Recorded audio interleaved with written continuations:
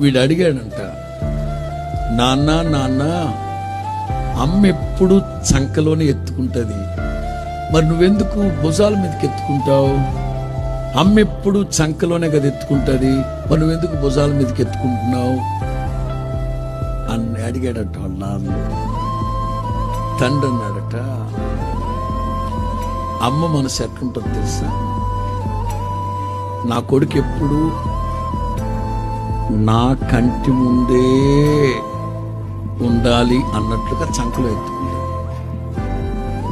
ఎందుకు ఈ చంకలో ఎత్తుకున్నా, ఈ చంకలు ఎత్తుకున్నా తల్లి కనుచూపు మేరలోనే ఉండాలి నా బిడ్డ, అది తల్లి ప్రేమ. మరి మీరెందుకు నాన్న ఇక్కడికి ఎత్తుకున్నామంటే, తండ్రి మనసులో ఉన్న అభిమతం ఏంటో తెలుసా, ఏ కొడుకైనా సరే తండ్రిని తలెత్తి చూసేటట్లుగా